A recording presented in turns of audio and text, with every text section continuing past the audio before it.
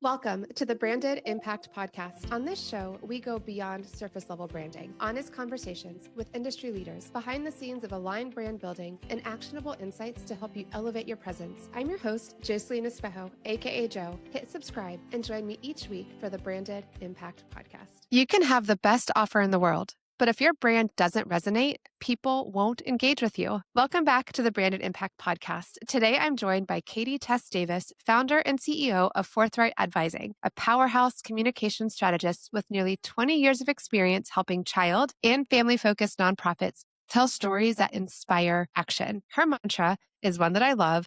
Communication is an act of love, and her work proves that when your brand reflects your values, you attract clients who are aligned not only emotionally, but ethically and energetically. So today we're diving in to why branding is connection and how to stand firm in your expertise and what happens when your visuals and voice finally match the impact that you are here to make. So Katie, thank you so much for joining me on the podcast today.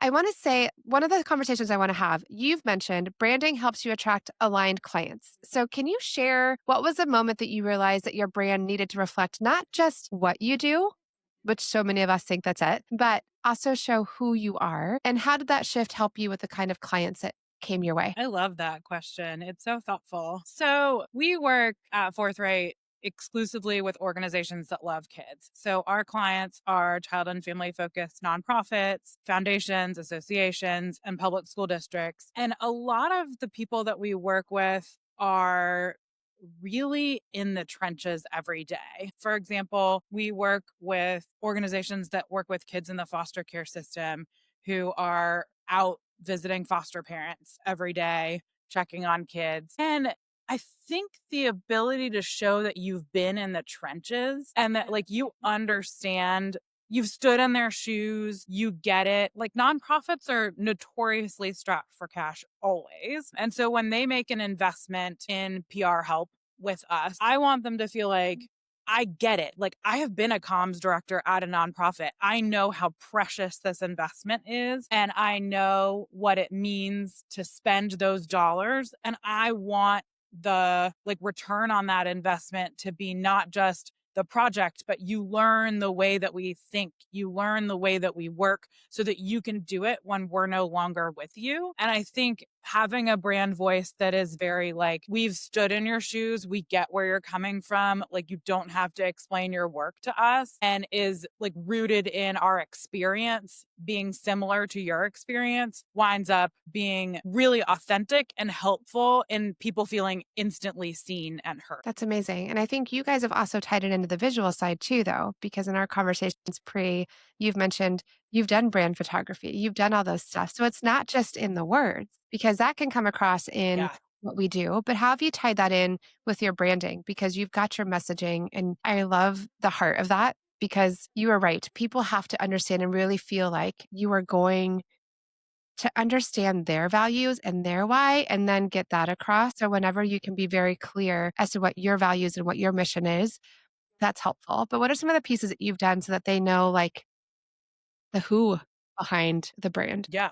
So we started our email list back in 2019 when we first opened the firm. The data that came with it was that people really would open our emails, and then we always have like our little header, and then we've got a like hero photo of the person who wrote the email. And what we noticed, even back in 2019, when our email list was like, I swear, like 60 people only, all 60 of them would click on that photo.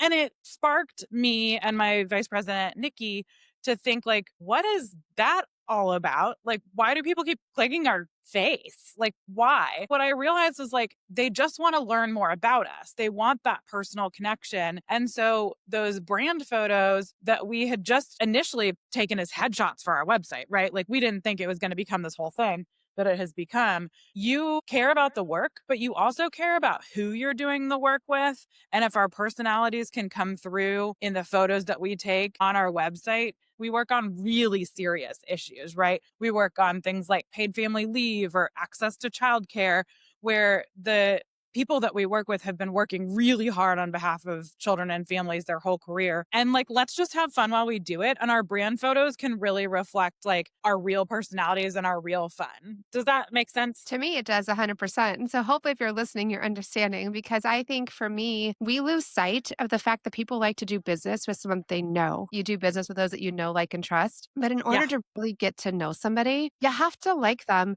and you have to know them. And so I love the fact that you really leaned into the email and we are going to totally have that conversation. I would love to know why that was the first line. But before we lose sight of this conversation, the who is doing the work? Because Yes. anybody can move a widget, but what we wanna know is why do we work with this person?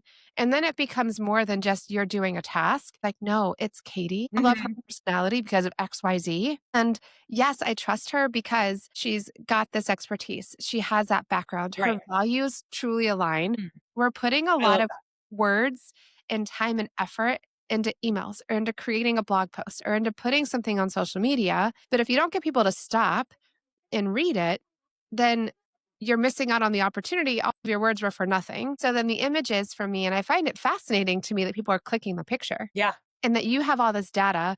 Guys, Katie's not in branding, she's in PR, and she is telling you that her results show that people clicked photos. I feel like it's important to state that like my team hates getting their photos taken, but they do it because the data shows that it's the right thing to do. There you go. Like I think even if you dread having your photo taken, the data that we have shows that it is worth the 20, 30 minutes of uncomfortability to get those amazing brand photos that really showcase who you are because people love to work with people. And if you're one of those people that's uncomfortable in front of the camera, you haven't worked with me yet. I've got you. It's fine. There's a way that we can make this fun. The Oh, more for that you sure. do something, the easier that it gets. And so I can tell you now, I just had a brand photo session done again a couple weeks ago. And walking into that session, I was like, oh, this is just a fun. And honestly, it wasn't even like, oh, I have to do photos. I was like, Yeah. ooh, get to do photos now.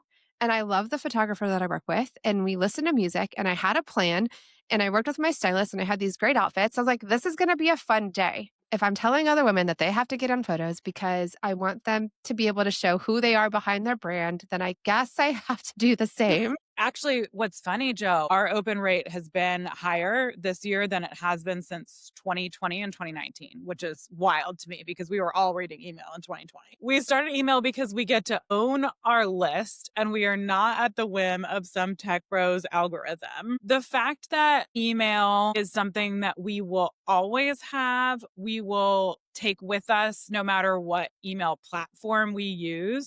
But if one day I up and decided to move, we can always take our email list with us. But Right. think about if you wanted to move from like social media platform like Twitter over to Blue Sky, you can't take your followers with you. And so the fact that we own our own email list is a real point of power for us because it means that our audience comes with us no matter where we go. We used to have a pretty active Twitter account. And since there's been a mass exodus from Twitter, now X, we don't engage there any longer because it's not worth the time that we used to put in it because we're not getting the same return on the time investment in new business, in clients coming to us, in clicks to our website. That's and honestly, for me, it's not even that. It's the algorithms change. Yeah. It's something happens in the ownership, or you get hacked and then you lose access to your Ooh, accounts. Because I have had that happen to so many of my clients yeah. where they have built an amazing following. They did all this stuff, they put in the work and the effort, and then they wake up one day and they no longer have access. If that is Mm, the only place that you are putting any of your marketing efforts into, then you wake up the next day and you don't have access like that. mm, Email is a huge piece of my pie. And I'm like, I want to make sure that I'm emailing and I do track open rates. And there is yeah. so much that you can follow, but it's because I know that I don't have to worry about the followers. I don't have to worry about what is trending right now. And the tech bros decide to change it up every 2 months as to what I content know. you create is going to actually get traction. And then they're deciding what they're going to push and what they're not going to push and what worked yesterday doesn't work today and tomorrow it'll work again. I don't have that kind of time. I Right. honestly, for me, like, I'm gonna repurpose content, and so when you watch my stuff, it's evergreen. So if it comes across your your screen or your feed or you come across it a year from now, it's still going to be applicable in some way or another because it's evergreen content. And I also don't have the desire. I'm not that person. I'm not dancing. I'm not following some new Trek trend. I've tried it. I'm like, I feel so silly pointing at the air, trying to get whatever, or like dancing across the living room. No, like I to this day love email the most because I feel like when you open an email, and I don't know about you, but when I read emails from people that I know, I can hear them talk. Yes, Like, of I course. can hear and so I'm intentional about opening certain emails because I'm trying to support my friends, and to be honest, like, I really wanna know what you have to say, and so I have a Yeah. couple that I will always read, and then I have a couple that I do not always read, but I refuse to unsubscribe because Mel Robbins and Jenna Kutcher are 2 of my favorite, where I'm like, "You guys are the, like, geniuses when it comes to subject lines and Yes. content in emails," and Jenna Yes. Kutcher was another one that screams from the rooftops about owning an email list, Yeah. and then she's also saying like, get on Pinterest. Like, this is not just all an Instagram, TikTok, X kind of world. But when you talk to people and you hear them talk about, I know I need to be on Instagram, I'm like, oh, but do you? I mean, Right. solid question. It could Yeah. be, but I need to Yeah. know more about who is your ideal client? Yes. What message are you trying to get out? Yes. And then I'm also going to tell you, don't go all in on Instagram. No. And then I'm asking about email. I ask every single one of my clients, are you emailing? And they're Yeah. like, what? Oh my gosh. Nurture the people that you've already earned their trust in some way or another, whether it Yes. was through an engagement campaign. And I know for me, like I grew my email list by giving a freebie.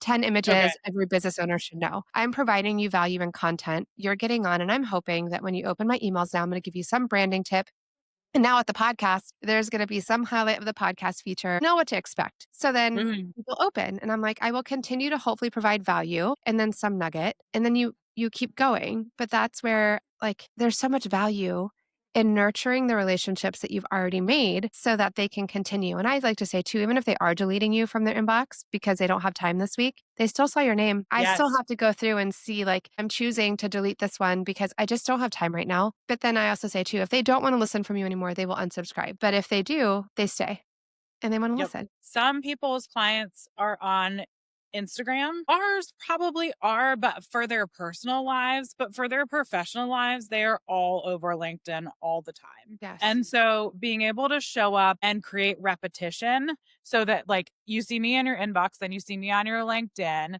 like you'll see me on like a blog you read or a podcast you listen to.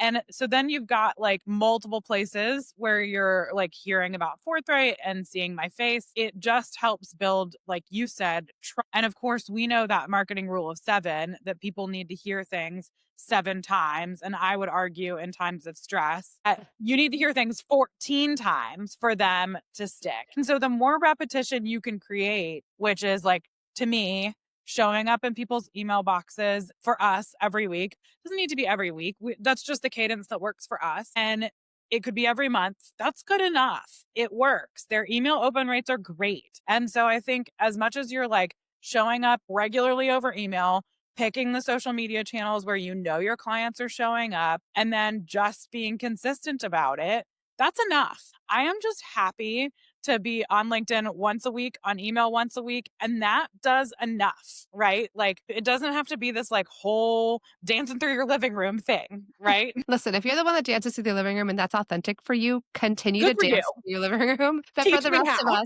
for the rest of us, that it's not. But to Katie's point, for me, I've always recommended whatever you can be consistent with. Now, Yeah. depending on what industry you're in and where you are posting, I may recommend a different cadence. Just like Katie may recommend a different cadence. But ultimately, what I ask you is what can you do consistently? Because doing a cadence where, like, yeah, that sounds good. I'm going to email once a week. I'm going to post on social media 5 times a week and then whatever. And then you get going and 2 weeks in, you're like, yeah, I did none of it consistently. That doesn't matter. You wasted all your time. So really the key comes down to who are you trying to target? Because Yeah. not every target market needs 5 days a week of posting. Like it just depends on what is the message you're trying to get out? What are you doing? And then ultimately at the end of the day, what can you keep up with? So what is your recommendation for people who really are trying to create content around the type of content that they create to be able to establish themselves as a credibility, an expert in their field, the go-to? First of all, it makes me sad to hear other women say don't want to come across as too like braggy or too ambitious because that means that they're afraid of being too much and you are never too much for the right people. right? That is Yes. not how the world works. The Right. right people will think you are just enough, my friend. They're just So waiting for you to have the courage to show up as you are. That is something else that I'm like, guys, someone out there is waiting for you to show their personality because someone else out there has not met what they want out of it. I'm hearing that from some of the most qualified women where I'm like, you have imposter syndrome and you are Yeah. like, the head of marketing for some major global corporation. Get out of here. We all want your tips. So I think that first barrier is just the confidence that like you're an expert for a reason, earned your right to speak because of the hard work that you put in earlier in your career. And it's about making sure that the way that you speak about your work is authentic to you and comes across the way that you would in a natural conversation, because that is how you're going to attract the right people for you.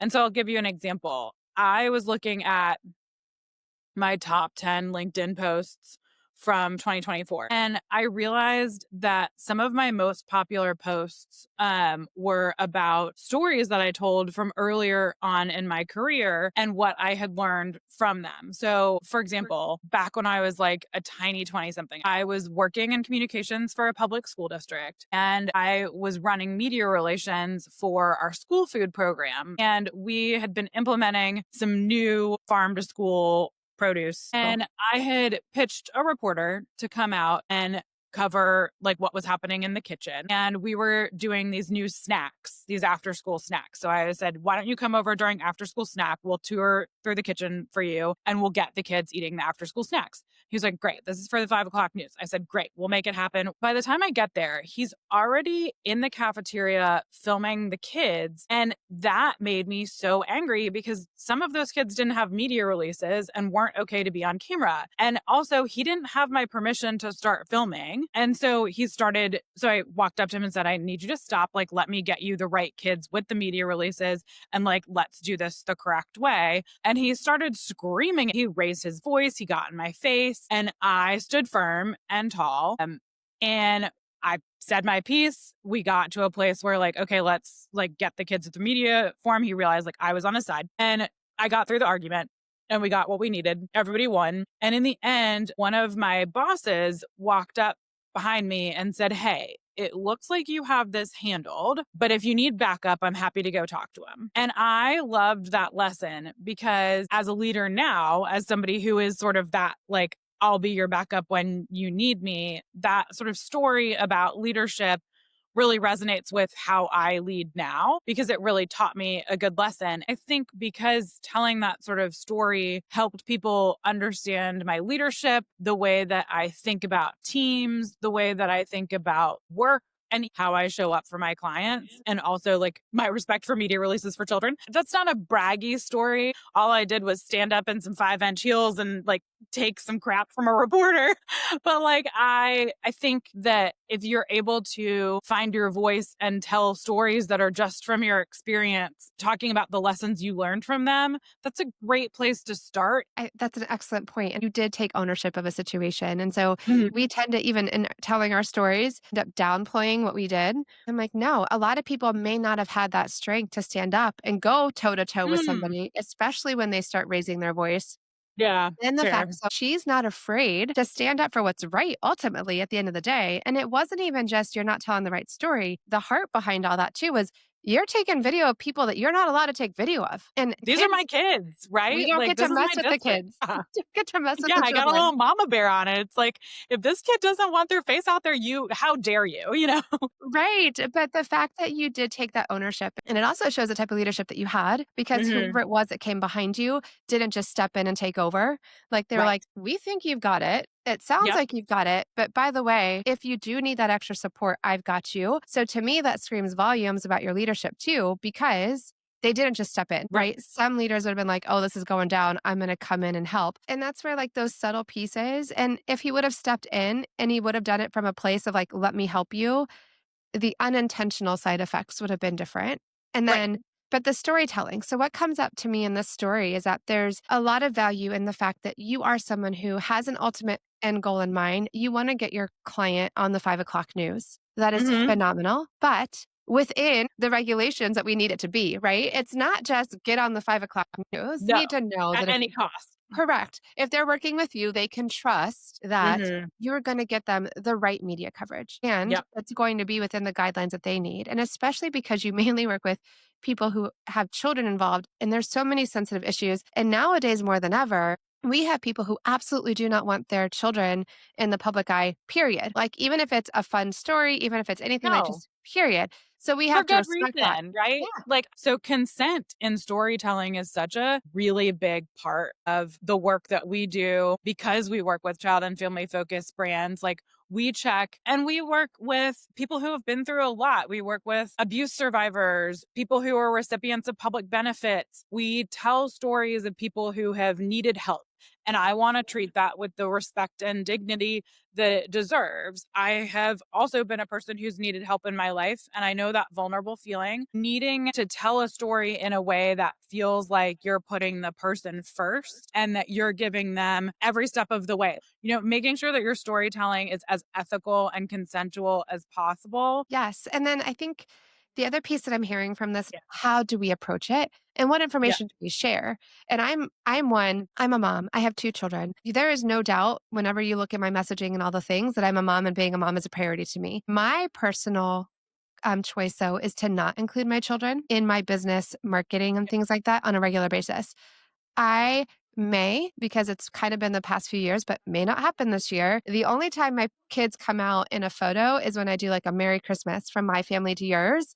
And there's like the one family picture. But Yeah. any other time, if I'm storytelling, I tell stories about being a mom without having to show the pictures of my children. And so I'm encouraging people that whatever your story is, whatever you do, just like Katie, she doesn't have to show pictures of kids to be able to get that message across. So if you are in a world where you've got confidentiality at the key of what you Yeah. do, that's fine. We can still tell stories. And ultimately, I encourage you to be the face of your brand and share those stories because that's what people really want to know. At the end of the day, I don't need to see the actual faces of the clients that you worked with. I want to know that were you able to get results for the job that I'm hiring you for? And do I know you? Do I feel like I resonate with you? And are you the person that's going to help me get what I need? And so having that courage to show up and actually become the face of your brand really is what it comes down to. And Mhm. this is key because if you're going to spend the time to create the content and you're going to spend the time to create posts, send emails, do the marketing, there's a reason Mhm. because you guys are studying the data. You're actually able to see what's working. What is the data that you're studying? Because I think this is a new topic for a lot of people. So we are at Forthright Data is Queen. So we take it to a next level. And so I can, as I go through it, sort of talk about what I would do if we were just starting again. But we have an analytics meeting once a month. We have a weekly marketing meeting. And at the top of the month, our first marketing meeting of the month, we walk through our email analytics and we look at things like open rates, we look at click throughs, unsubscribes. If we have A B tested a subject line, we'll look at the A B test. And then at the end of that section of our analytics, we make a hypothesis of what is it that we want to test going into next month? Some past hypothesis testing is our open rate higher if there's an emoji in the subject line? We want to test something like, is how to language more powerful than outcome? So, like, how to do this or 3 steps to this. And like, we want to test like different types of verbiage in the subject line or like different language that we're using. Email analytics. If the team has posted, we were all together at a retreat or something and we've all posted, she'll look at like team posts. And we pull things like impressions, engagement. We look at shares, we'll look at comments. And then again, at the end of the month, each month, we think, okay, what worked from this last month and what's our hypothesis for what we want to do next month? And I like the word hypothesis because it leaves it open ended because we have tried plenty of things that did not work. Or, like, for example, actually, I use the emoji example. Our data showed that our email list is sort of agnostic and sort of neutral, if you will, about an emoji. If it's there, it's there. If it's not, it's not. It doesn't change the open rate. It's really interesting. And whereas, Interesting.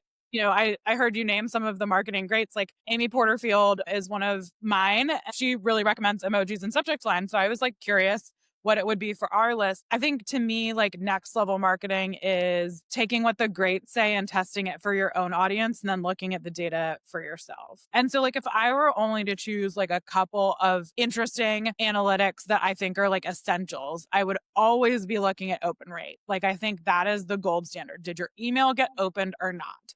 Like, let's just get the email open, right? Like, that's first step. And then I think with LinkedIn, to me, impressions, like, I don't care so much that you engage with it. I do, but I really want people to be first and foremost seeing it.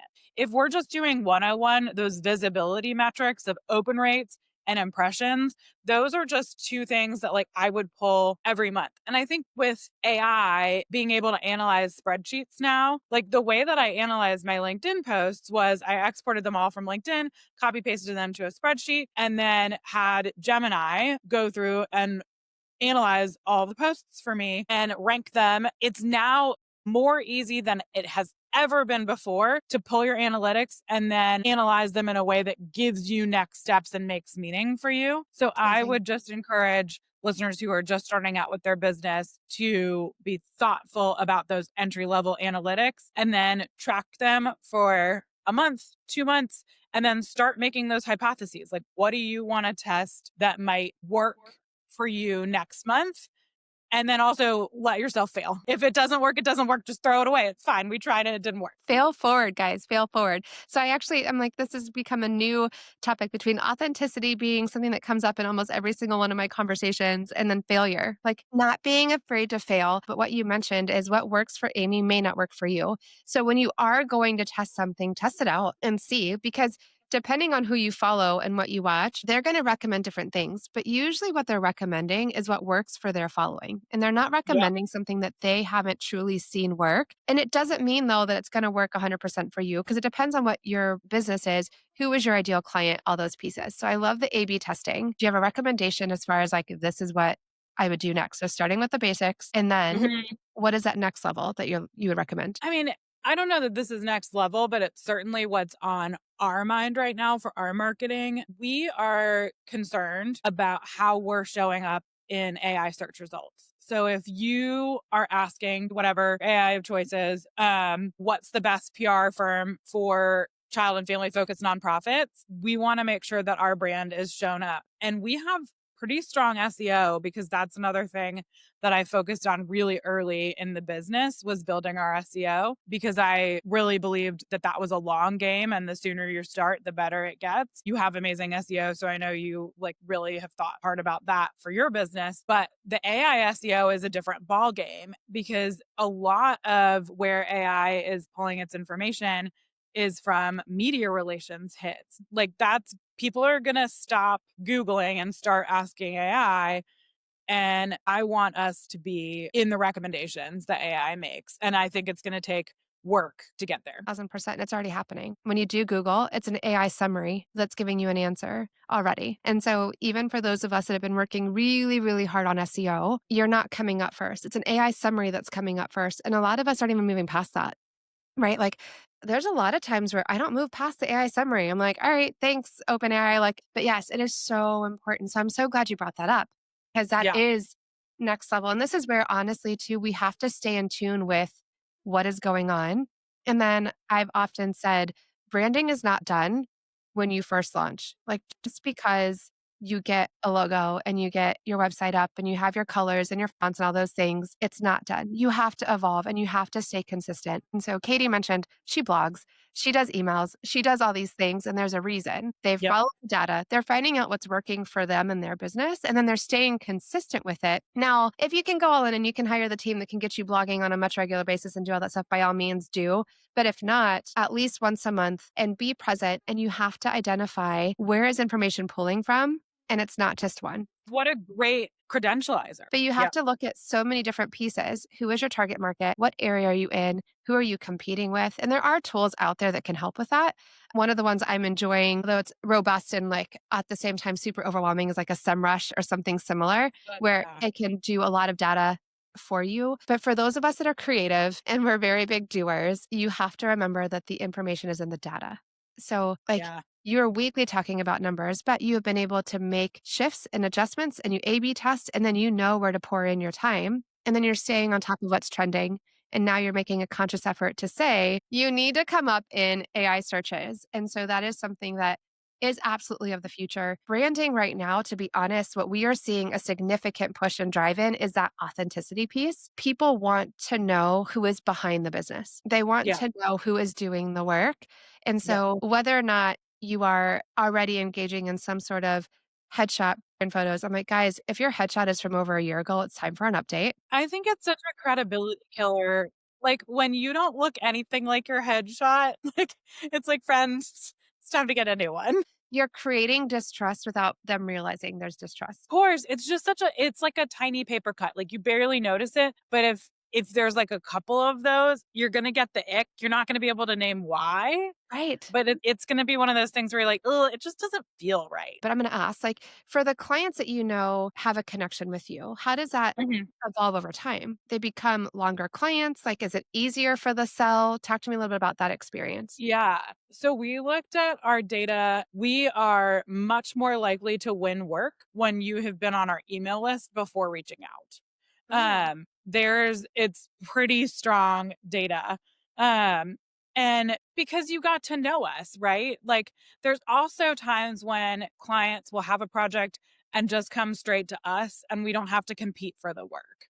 Like, they just know we're the right partner. They're not talking to anybody else. They just want to get rocking and rolling with us because we've qualified ourselves week after week in their email inbox, on their LinkedIn. We also do a couple things specifically just for our clients. There's fresh data. For example, I want to say back over the summer, Instagram captions became SEO optimized. yeah. And so your Instagram captions started coming up in your Google search results. And that changes everything about the way that you would want to write your Instagram captions. And so we were like, oh, snap. Our clients need to know about this like right now. And so Nikki and I just hopped on, recorded a quick video. Here's the deets. Like, call us if you need us. Here's what needs to go down. Like, here's how we want you to change your Instagram captions. Like, but you need to know this now because this is going to have a really big impact on the way you're showing up in search results. And so we like to do these like little videos for our clients that are just like breaking news, sort of behind the scenes. Like, we have clients who are like, oh my gosh, thank you so much for sending. I had no idea. Or like, it just helps us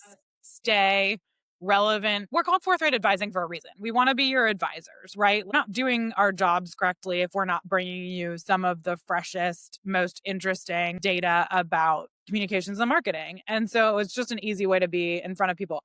I actually stole that from our financial advisor who sends market updates, and he will blather on about different stocks and whatever. And I don't follow what he's saying all the time. I like to think that I do, but regardless of whether or not I understand what he's talking about, it makes me feel like he really understands what he's talking about and he's a great choice for managing our money, right? Like, some of it's just like credibility, showing up for your clients, repetition, like we already talked about, like that 14-time repeat, Yeah.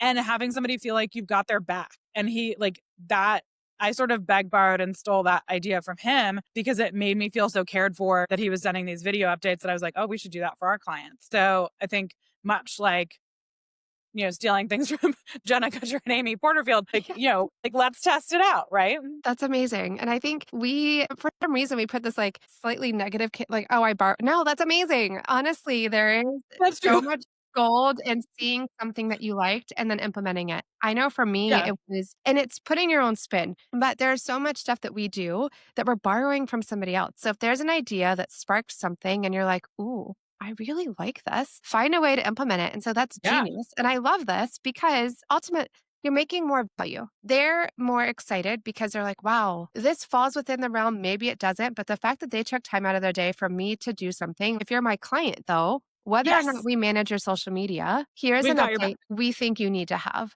So that's something where now, if and when for whatever reason they decided they wanted to evaluate another PR firm, in the back of their mind, they're going to go, but working with Forthright isn't just the XYZ.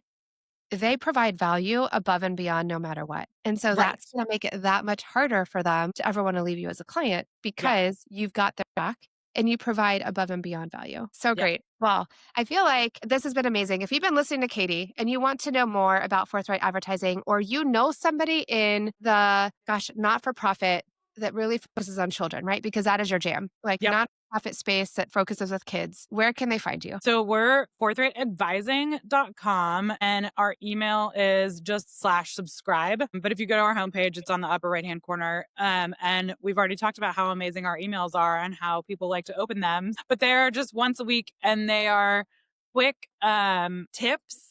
It's like, here's a communications tip or trick you can implement today in your work. We like to make them very actionable. Like, I think we just get really great compliments about our emails. So would love to have you on our email list. So even if you're just like a communicator, we'd love to have you no matter what. Which, by the way, if you don't realize it, if you own a business and you have a brand, you need to be a communicator. So I highly recommend that you subscribe to Katie, and she's going to get an influx, hopefully, of people subscribing that may not be in the non-for-profit. But I also love the fact that I will keep you top of mind in a nonprofit space. But I am totally going to be subscribing to your email because, Katie, you guys have got something figured out that's working. And I love it. And I'm just curious to see, like, what does that look like when you're incorporating who you are, your personality, Yeah. into your messaging and truly providing value? Because, guys, if you do not have an email list going yet, and remember, she started with 60 and has grown from there. So start with the people that you work with. Whenever you're networking, give people a card, get an email list, start to grow your email list, because even if they do not become a client, if you are top of mind for them, an email may trigger them making a connection. And that is what we need. We need more people out 100%. connecting us with the people that we need to work with. So thank you so much. I hope that you have listened to this episode and gotten as much value out of it as I did, because I have so many nuggets. I'm now trying to figure out how I'm also going to be evaluating my data weekly. That's not been a We just thing. do marketing meeting weekly. We do data monthly. Okay, monthly, got it. Don't worry. But even the fact that you're having the conversations, and this is something, guys, where if you don't evaluate it and you don't really take attention to what you're doing, at the end of the day, you don't really know if it's worth it or not.